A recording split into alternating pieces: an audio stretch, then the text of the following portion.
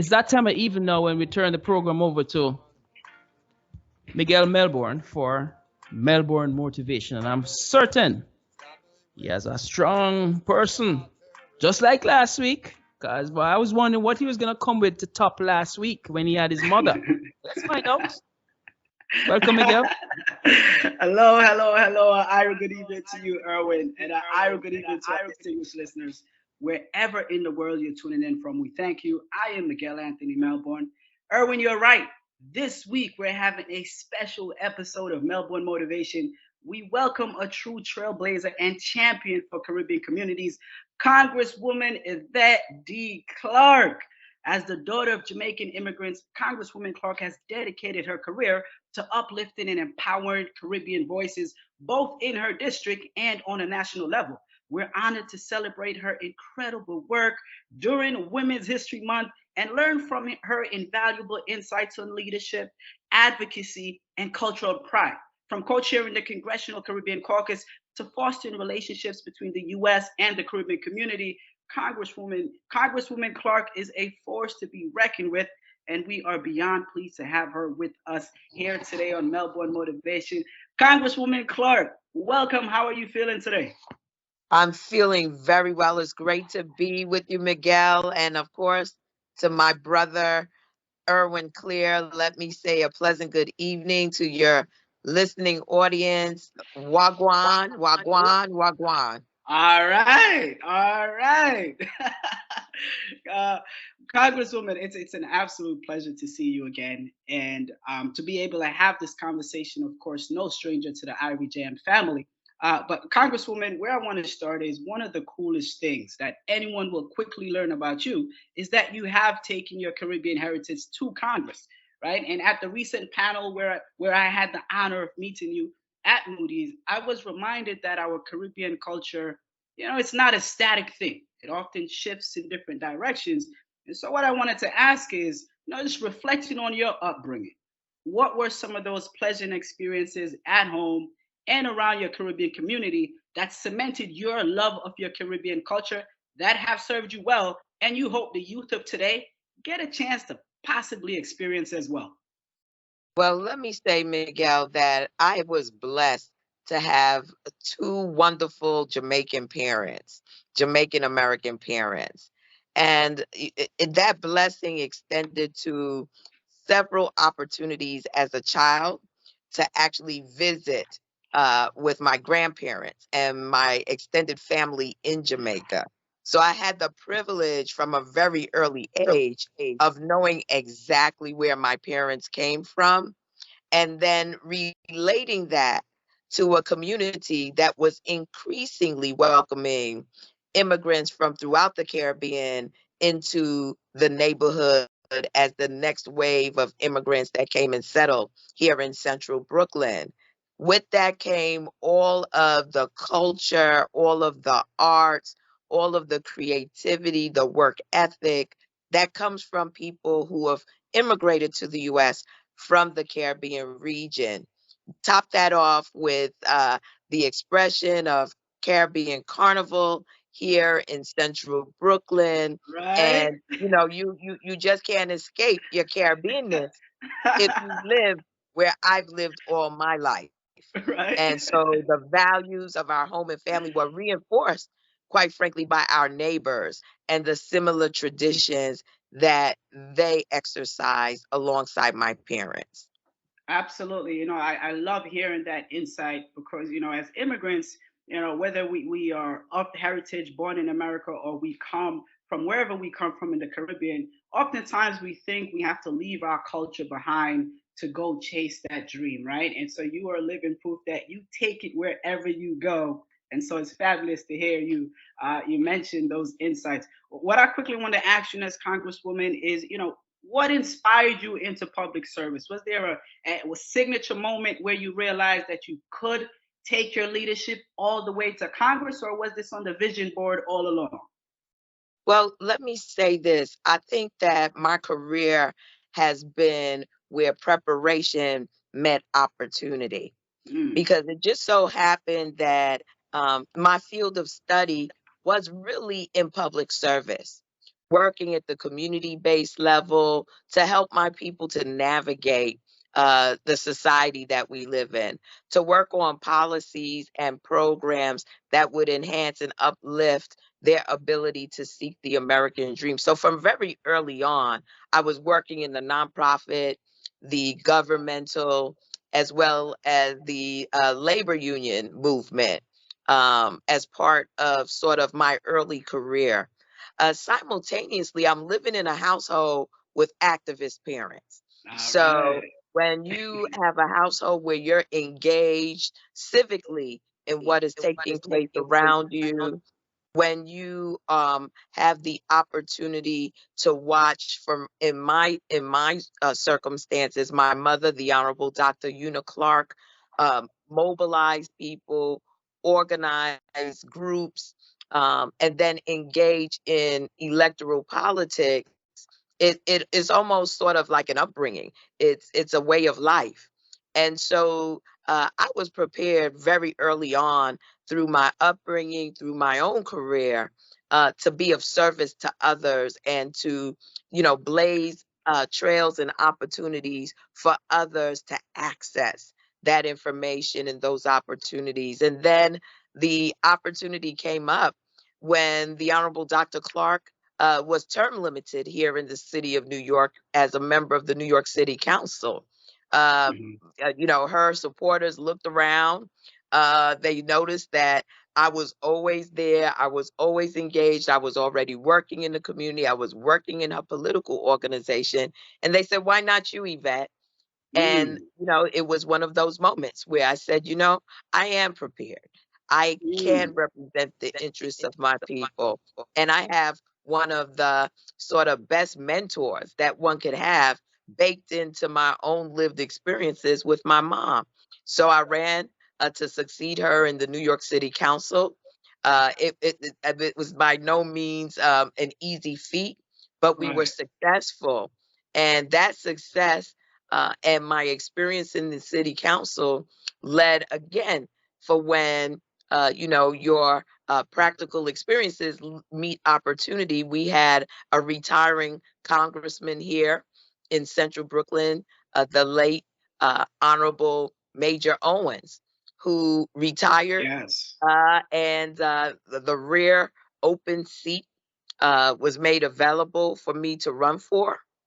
I ran for it, and now I've been serving in the Congress for 16 years and 3 months. 16 years. Ladies and gentlemen, wherever you're listening from, I want you to start clapping. Please just start clapping for me wherever you are. Listen, if you're driving, don't clap. I want you just head nod because this is amazing, amazing, amazing work. I love what you said there, Congresswoman, where preparation met opportunity. And so I quickly wanted to ask, for many kids, youth, and young adults, the esteemed role of Congresswoman and other pivotal public service roles, it could seem distant, but the impact that stems from those roles may offer a bit more clarity. I wonder if you could, for the youth, could you just offer what is one, two, or three underlying qualities that they can start to develop to also be leaders in their community?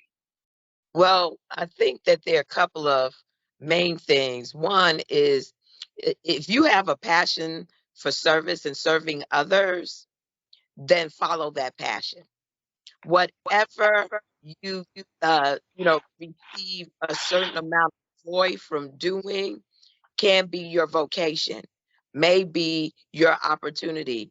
It may not be in political office, it may be in the private sector, it may be in entrepreneurship, but Mm, follow that passion and make sure that that passion is driven by serving others.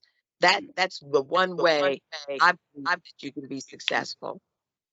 Secondly, if um, you are in a course of study that, again, you find stimulating, you mm, find activating, uh, pursue that course of study, because the opportunities will present themselves, whether it's through apprenticeships, it's through mm, internships or fellowships. You'll gain access to those who are already in the field that can give you your start, so that you can really apply what you have learned through your studies in an environment where you're supported.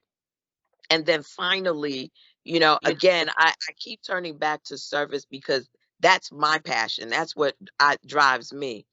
But no matter what your endeavor is, if you feel gratified and having Mm. accomplished the goal of enhancing someone else's life, it's going to come back to you two, three, four, five, tenfold, Mm. because that joy is something that becomes an aphrodisiac, if you will. You're always going to be seeking out that joy, and that joy comes from being productive, being helpful to someone else who did not have the wherewithal to accomplish whatever it is that needed to be accomplished, and you were the main driver of that. So, to young people, follow your passion and be of service to others. Well, ladies and gentlemen, I promised you a very special episode, and we're getting more. Congresswoman just gave us a blueprint, strategy, passion.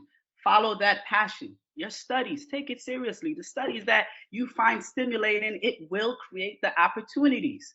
And that feeling, that gratification from helping others, you heard it here, it will come back to you tenfold. All right, this is the blueprint, you know. Mhm. So, Congresswoman, I do want to leave it there. What I do want to say to you, Congresswoman, it's an absolute pleasure to have you on Melbourne Motivation. Melbourne Motivation is about building Caribbean cultural confidence. In doing so, amplifying the voices of Caribbean youth and their works in the community. And so I thought it was very important for the youth to see and hear icons such as yourself so that they recognize it's a matter of following the path already cleared for them.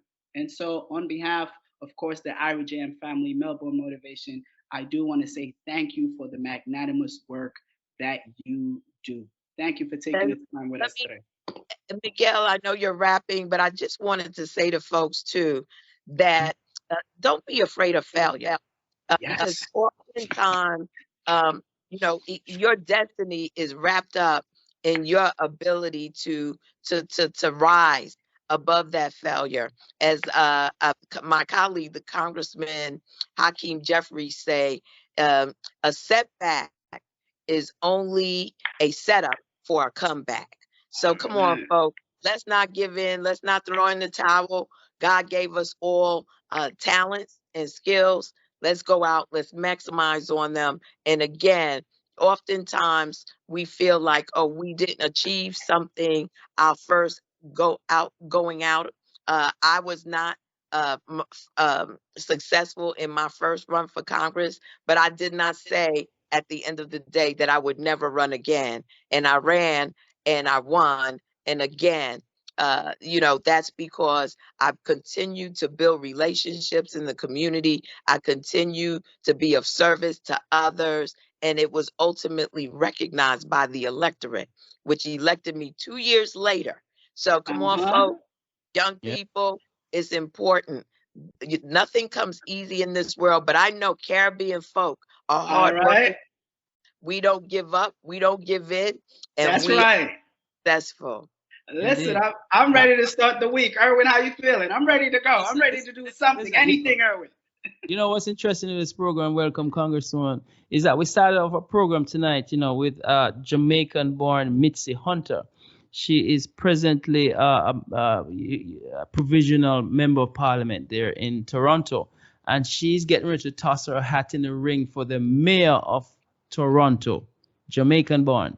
And so the fact that we're closing it off with with the Jamaican child of Jamaican parent here in New York as a congresswoman is just a significant way as we continue to highlight the progress and the forthrightness of our women in our society. And Congresswoman Yvette Clarke, I was there in the beginning, and I'm still here supporting you 100%. Absolutely, absolutely, our Erwin Claire. Thank you so much.